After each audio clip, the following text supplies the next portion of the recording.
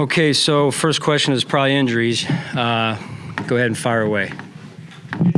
Injuries. Thank you, Sal, for getting it started. Do you have a status on Keon Coleman? Yeah, I do. So Keon won't be out there today. We'll see where things go, and I just, Nate communicates with me each day, and we'll just take it one day at a time and see where things take us there. Do you view him as a day-to-day at this point versus week-to-week? I think it could be more than just this week, but we'll see. Again, I'll know more. The evaluation is still ongoing here. Where's Cooper at? So Cooper will be out there today in a similar capacity to what he was last week. Benford will be back. And then Reggie Gilliam is another one. I'm not sure if you guys had that on your radar or not, but he'll be limited today. So everybody, including those I already mentioned, will practice today other than Keon. Everybody will practice today. You guys already know about Smoot being out and on IR. So I think that should give you all the updates I know at this point. Sean, just to clarify, with Keon, are you ruling him out for the weekend or yet to be determined? Yet to be determined, yeah. I'll update you more on Friday, John, when I'm back in front of you guys, yeah. Sean, anything more about the nature of Keon's injury, hand or wrist? Just that, he's not going to be available today, and I know he wants to be available. He's a heck of a competitor, but he's not available today, and we'll see where that takes us, as I said, on Friday. With DeJuan Smoot, did he have his surgery, and did that indicate anything about whether or not he'll be likely to return this season? I know you said it was kind of... Yeah, I feel at this point that he'd be likely to return this season. Again, he just got out of surgery, I believe it was yesterday afternoon, so that's really my update from Nate at this point. So you signed, you up at Quinton, Jefferson, and Phillips. Yep. I guess my question, Sean, would be on the Jordan Phillips move. Eli Yanku has played seemingly pretty well for 2 weeks. Why not maybe elevate him to the 53 as opposed to bringing in Jordan Phillips? Can you discuss maybe that aspect of it? Right. Well, each situation is different, number one, Sal. Two is, I think Ely has done some good things, to your point, valid point.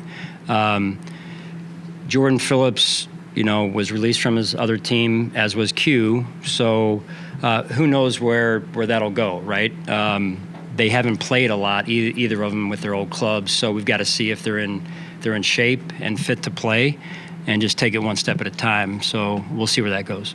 Sean, Rasul Douglas, you acquired him about this time last year. What has made him such a good fit in the locker room and also on the field for what you guys want to run? Well, he's a pro. Rasul is. He's an instinctive football player, a good football player. He's been a nice addition to our team, and I just see his game getting better each and every week. Can you explain, to focus on two defensive linemen in signing them today, the priority on that position? Is it, are you looking, how much are you looking down the road for the playoffs, and how much are you looking back in knowing that you gave up 149 yards, last week? Again, it's you're always trying to improve your football team, whether it's fundamentally technique-wise, whatever it is. In this case, these two players came available, so we bring them in and see what it looks like. So as it relates to giving up the running yards we gave up last week, or adding players for the future here, it's all about trying to make our team better as much as we can. And, like I said, these two guys haven't played a lot this year. And so we get them in here and see what type of football shape they're in, and how they fit into where we're trying to go with our team moving forward. Quinton from 2020, he was here. What traits does he bring to the field that make you interested in him? Well, again, remember him from 2020.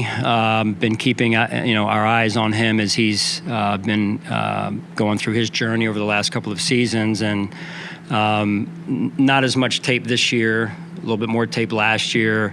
Had some production last year, and I think it was with the Jets last season. So saw him up close last year, and again, just taking it one day at a time, and just trying to put our best players on the field and put the players in position to succeed. Whoever's out there. Sorry, how much do you value having previous relationships with guys? We've seen you bring in guys for second or third stints in the past. How much did that factor into this with both of them? Well, I give them credit. I think that, players that have left here wanting to come back, I think is a great sign of our team, of our culture. Beyond that, it's a question for Brandon at that point in terms of I wasn't involved in the communication there. So To go back to Amari, he's still only been here a few weeks. Just where do you see him at and acclimating to the team since he's had some limited practice times? on Amari. how do I see him? Now that he's been here a few weeks, how has he acclimated to the team, the playbook, and everything, even though he's had some injury limitations? Yeah, hard to say. He hasn't really practiced. You know what I mean? He's been, I think it was a week and a half or whatever, give or take. So as of last week, he practiced a little bit, and we'll see where it goes this week. To give you an accurate read on where he is with the playbook,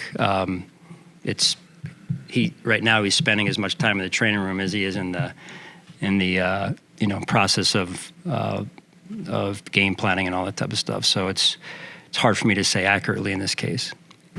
So in your years with Josh, Yep. what did you sort of observe or glean about the way he approaches year over year improvement and how he evolves, each year, despite starting at a pretty high level to begin with? Yeah, I mean, his year-to-year improvements have been very impressive. On the field, off the field, his command of our offense this year in particular, not that it hasn't been good in the past, but this year, stands out to me. And his leadership on our football team as well. So that's what you want in a player, is for each and every player to get better and better each and every year. Is that always the case? Not necessarily. It's just kind of the way the journey goes once in a while. But with Josh, I think he's gotten better each and every year. And when you say command of the offense, how do you define that, and what are the signs that you're seeing in that regard? Well, I would say overall, if you just watch, the game, even from a fan standpoint, you watch his comfort level in the pocket, you watch his progressing through his progressions and his progression reads, and just his comfort level and decisiveness with what he wants to get done with the ball when the ball is in his hands, and even some things at the line of scrimmage that he's doing game in and game out for us. So I just think when you play that quarterback position, there's just so much when you come into the league on one's shoulders, whether it's on the field or off the field. And he's done a great job of chipping away at that growth and into that kind of workload. And where he is now is, I really believe he's at the top of his game. As well as the team has done in overcoming injuries and having one guy out of the lineup each week and what have you, how much do you hope to get some level of stability on that front at some point, and how much of a challenge is that to develop an identity, towards the end of the season? Yeah, I think we've got a very resilient football team, very tough football team and tough-minded team. It's this part of the season, it's middle of the year or just beyond the middle of the season, and we've had to, work ourselves through some of that and continuing going forward as well. So I think you find out about your football team, you find out about how the character of your football team, the toughness of your football team, and last week we didn't have our best game and we found a way to win. And I think that's also speaks volumes about our football team. Like I said after the game, with a lot to work on, and today will be a walkthrough because of where we're at in the season and just trying to get the guys fresh again here. Sean, Joe Flacco I was going to ask. Joe Flacco at 39 years old. You haven't faced him, I look, since your second year here. But what do you see from him and what he does for that offense? Yeah, one of the best to play the position. He's been playing it for quite some time, as we're all aware, and there's not a defense he hasn't seen already from a disguise standpoint and everything. So The he's on top of his game, and we have a lot of respect for his game. Vikings blitzed the hell out of him last week because that's what they do. Do you think you need to get, I mean, I know you're probably not going to do that a lot, but do you need to get pressure on him because he is an older guy who can't really escape? Well, I believe pressure always starts with the front four, and that's where to just blitz irresponsibly is in some ways irresponsible at times, right? So don't forget I came from a very blitz-oriented background, right? So all in all, though, in order to do that, you have to have the complement of a four-man rush, and I think that's where we want to continue to put all of our eggs in that basket to start off and say, hey, how good is our four-man rush? And I think at times it's been really good, and I think at other times it can be better. As you know, winning the line of scrimmage is vastly important to winning in the NFL, run game or pass game in this case. So that's our base is that four-man rush, and everything stems from that. When you say that, what do you, on the days where you don't have a good pass rush, what do you think has held you back? What's been the issue? You tell me what game, and I'll try and give you the better explanation as to why it wasn't as good as we needed it to be. But you think it needs to be better overall, Sean, than what you've gotten through 9 games? Do you think? I think if you look at last week's game, we didn't have enough third and long, one-dimensional type situations. So that doesn't speak of the pass rush. That speaks of first and second down defense, in particular first down defense. So. And then the complementary piece of putting a team into a one-dimensional type situation as a team.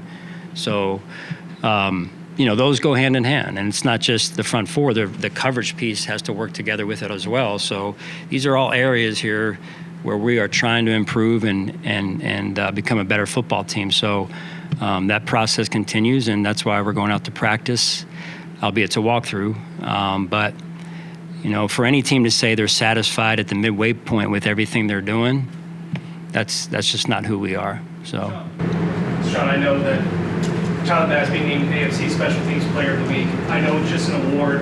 They don't really mean all that much. But in that position, that kick, that award for a position that's so mentally tough, what can that do for his confidence moving forward? Yeah.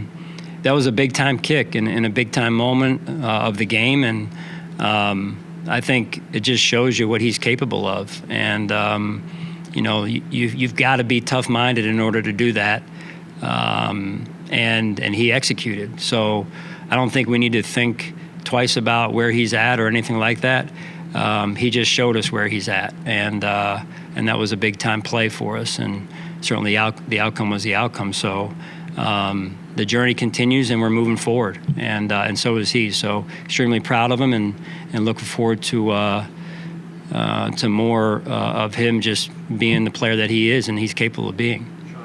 Moving on from Jordan and Micah, that's big shoes to fill for your defense. Yeah. How have you seen Taylor and DeMar kind of grow into those respective roles this season? Yeah, I think they've done a real nice job. I really do. Do they have the experience maybe that Jordan and Micah do, and some of the things that they were that were kind of feathers in their cap? Maybe not yet, but that'll come. And I think those two players have been very consistent for us, and probably some of the more consistent players we've had, health-wise, even though they've both been a little bit banged up. I mean, every player is this time of year, right? But I think their consistency has been important for us. When you look at last week, we had some runs get out to the earlier point that was made. And I think when you can put a net on the run like those two did in the secondary, that was big for us, because those can go to the house, and those guys did a great job in the tackling aspect for us last week.